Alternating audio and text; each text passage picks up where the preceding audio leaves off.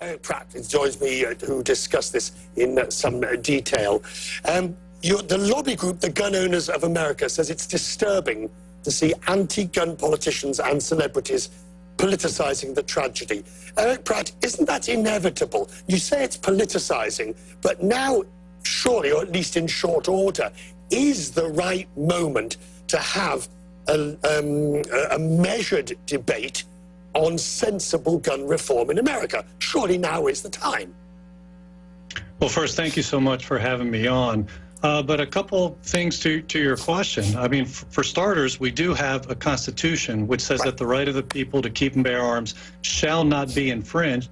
Secondly, none of the proposals that they are raising would have actually stopped this guy from doing what he did. And what that shows is they will use whatever tragedy to then trot out all the restrictions that they've wanted to impose for years, but none of them, not a one, they talk about universal background checks. Well, guess what? This shooter passed background checks to buy his firearm. So how would having universal background checks fared any better? All right, so I take your point.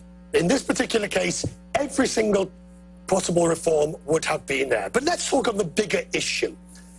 This country has a rate of deaths by homicide, not including suicide, you know these numbers better than I do, 25 times greater than the nearest neighbor, or the nearest other country. It has 10 homicides per 100,000 of the population. The nearest one is somewhere down from a Western country, is down in the 2s and the 3s. Are you comfortable with the statistics as they are? I'm not comfortable with the way you're distorting the statistics. If you look at the statistics, the United States is not even in the top 100 when it comes to the highest murder rates. And all those countries that are in the top 100 have much stricter gun control. Mexico, you mentioned the nearest countries to us. Mexico has a much higher murder rate than we do. Much stricter gun control. How about Venezuela? They not only ban firearms, they completely confiscate. They have the gun control that you would love. They have confiscated.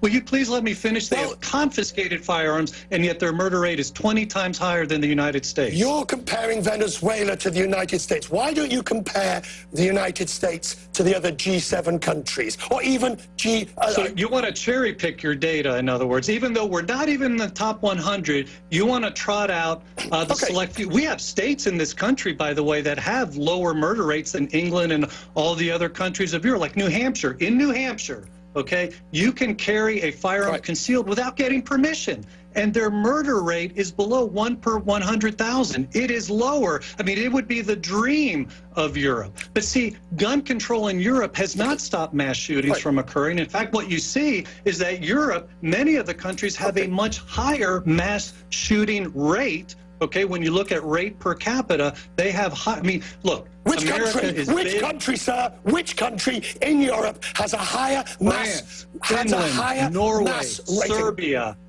Albania. Okay, France, Finland, Norway, Serbia. Your France analogy allows for the ISIS terrorist activities. It is not based on simple gun control. No, look, France in 1 year.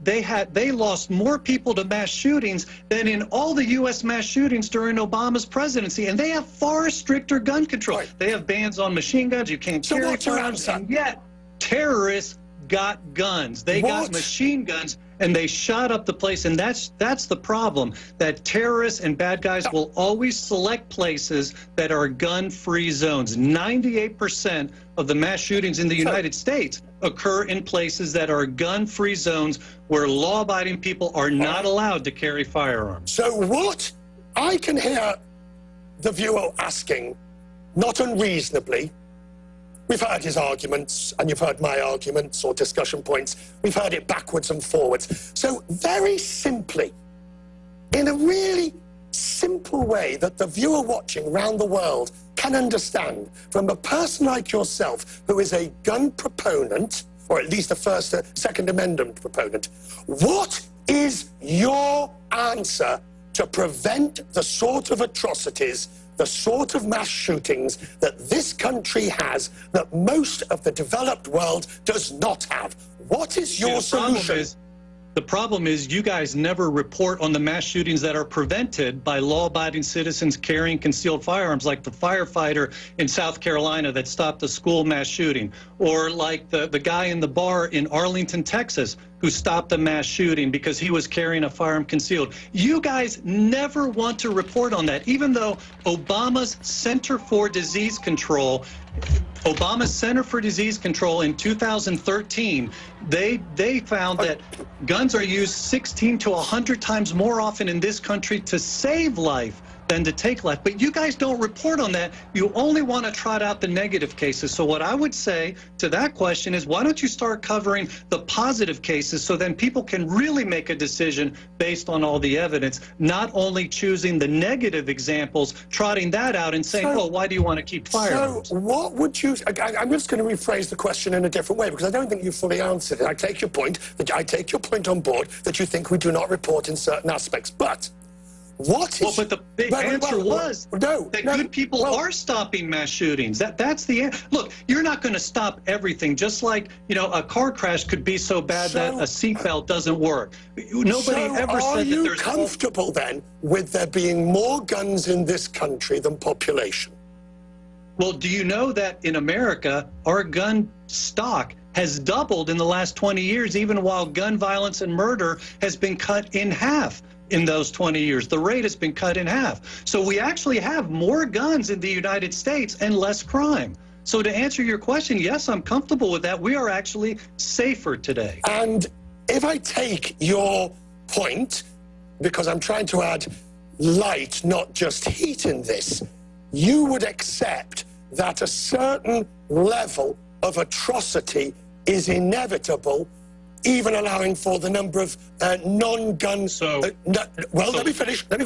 Even allowing... I see where you're going. Well, I'm sure you do, because you've obviously dealt with this before. But even allowing for those crimes that are solved, or at least prevented by gun crime, you are prepared to allow... You know why that's such an ignorant question? I'm sorry, but that is so ridiculous, because that's like saying, because that guy in France used his truck to run over 86 people, now we should ban vehicles and cars. And because on 9/11, terrorists used box cutters, now let's ban box cutters.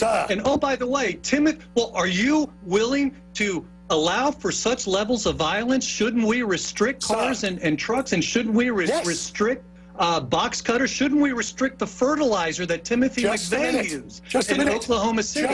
If you're not willing to ban them, how heartless are you that you're willing to allow a certain level of atrocity? See how ridiculous that argument is when I spin it back on you? Or how about your free speech? Your free speech has resulted in millions of people being killed. How about ideas like Mein Kampf and radical Islam? That has led to the slaughter of thousands and millions of people. Do you see the problem? If we're going to start restricting liberties, where do you stop? Sir, you're getting Where do you stop? You're getting excited, and it's not helpful. May I suggest to you that on your point that you've just made, firstly, one, with box cutters, yes, they did ban them on aircraft because following 9/11.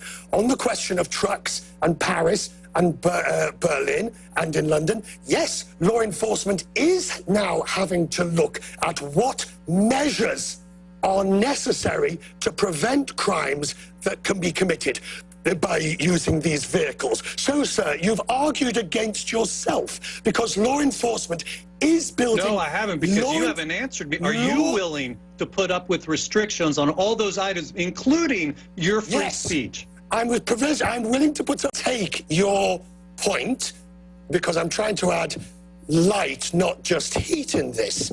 You would accept that a certain level of atrocity is inevitable, even allowing for the number of non-gun... let me finish.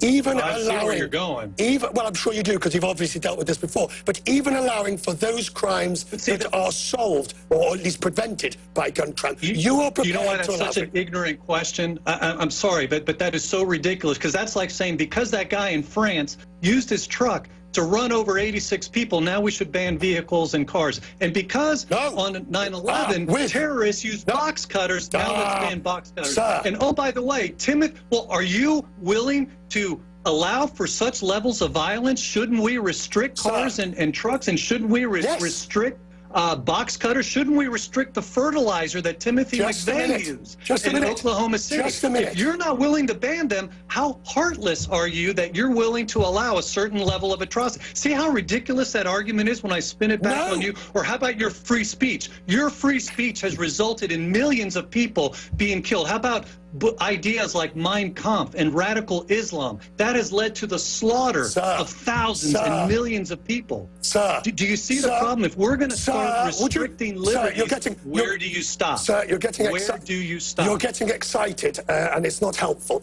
May I suggest to you that on your point that you've just made, firstly, one, with box cutters, yes, they did ban them on aircraft because following 9/11.